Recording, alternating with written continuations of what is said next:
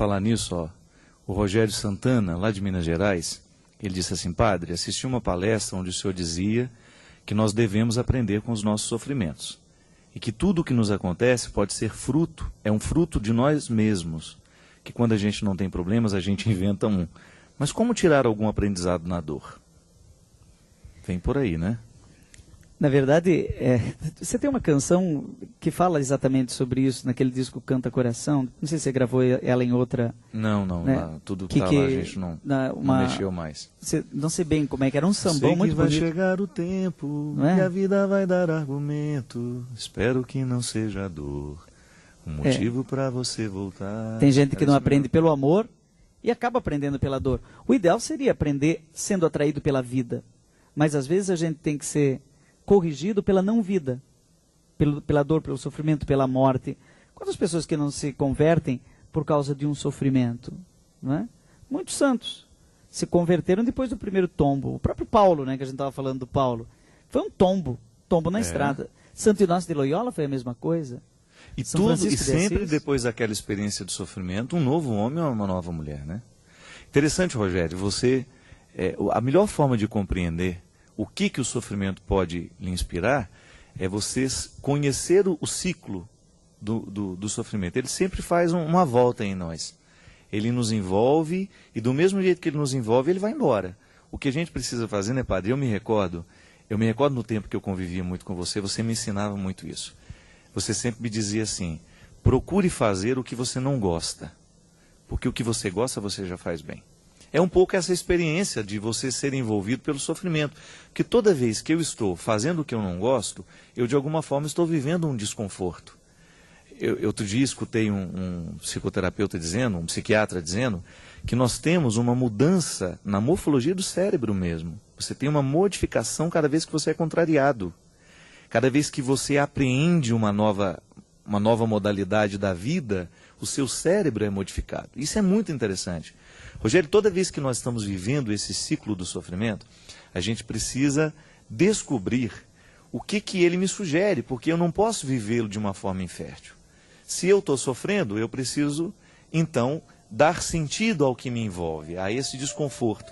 Na minha época, quando morava com o padre Joãozinho, eu via no fazer o que eu não gostava um jeito de conseguir driblar um pouco a minha acomodação, sair da minha acomodação e, quem sabe, até quebrar uma série de preconceitos, né? Quando a gente faz o que a gente não gosta e a gente sofre porque está fazendo, a gente aprende e a gente quebra uma série de preconceitos. Ô, Fábio, mas deixa eu te fazer uma pergunta também, então, já que estamos aqui dois apresentadores, né? Ninguém gosta de sofrer, né? Eu lembro que uma vez a dona Pina perguntou para minha mãe: Dona Glória, a senhora gosta de sofrer? A mãe disse: não gosto de sofrer, dona Pina. Ela disse: sofrer de milho também não? Sofrer de milho? Era sofrer de milho. A dona Pina, um abraço para ela, lá de Brusque, né? Achei uma graça daquilo, lembrei disso agora. Mas depois que descontraímos, no seu livro você diz um negócio assim: quando o sofrimento bate a sua porta, é melhor abrir. Melhor abrir. Mas você me surpreendeu nessa frase, porque normalmente, quando o sofrimento bate a nossa porta, a gente tem a tendência de dizer: vai na casa do vizinho, né? Passa outra hora, né? Passa outra hora. Ou então não abre a porta, me escondo debaixo do cobertor, né? Tem ninguém aí, vai embora. Sofrimento da morte, por exemplo, de um parente.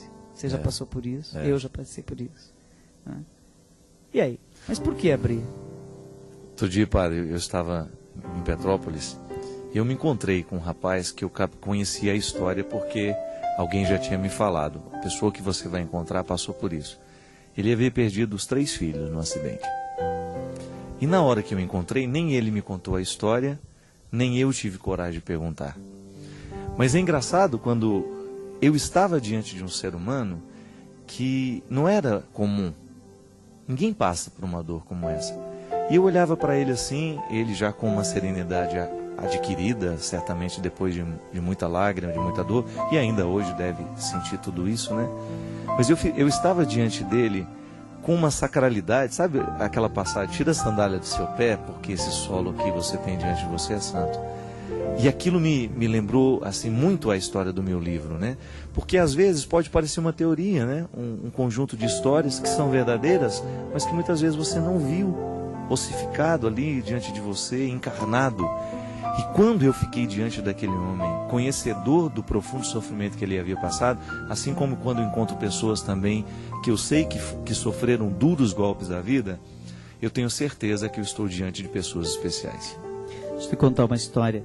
Durante mais de 10 anos, Fábio, você acompanhou a minha vida, eu quase que semanalmente, nessa nossa vida louca, tinha que andar de avião, com medo. Então, no dia que tinha que sair de avião, o meu intestino já estava totalmente desregulado. E quando entrava no avião, então e se desse uma turbulência? Até que eu li a tal história da intenção paradoxal do Viktor Frankl, aquele logoterapeuta da logoterapia Viktor Frankl. Psicologia do sentido da vida. Psicologia do sentido da vida. E ele tem uma coisa que ele chama de intenção paradoxal. Ele diz o seguinte, que quando você quer o que você não quer, você consegue desejar o que não é desejável, o efeito negativo daquilo desaparece. Como é que ele descobriu isso? Parece complicado, mas não é, você vai me entender. Ele descobriu isso no campo de concentração, na Segunda Guerra Mundial. Ele era prisioneiro, porque ele era judeu.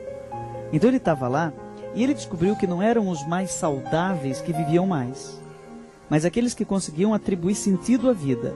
A própria escravidão que vivia. A própria escravidão, ao sofrimento, não é?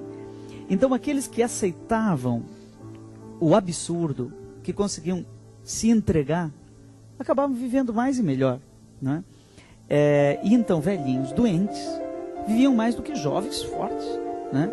E a gente vê isso hoje em dia também. Pessoas idosas, com muito bom humor, que aceitam a vida como ela é vivem muito mais, né?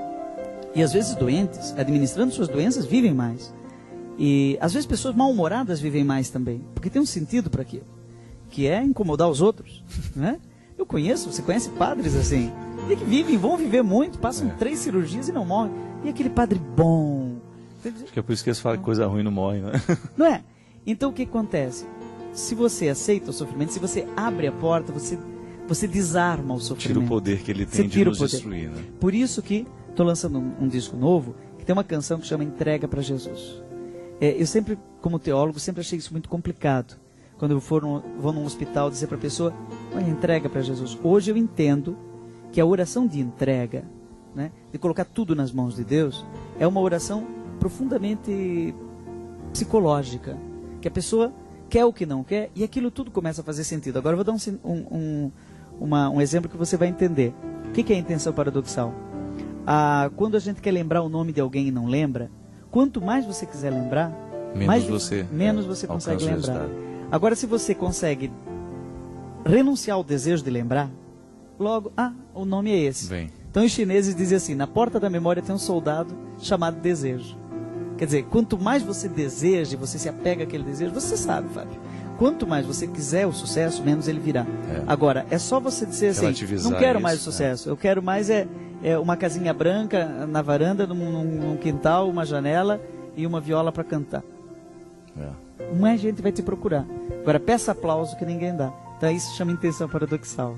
Acho que por isso tem que abrir a porta mesmo. Tem.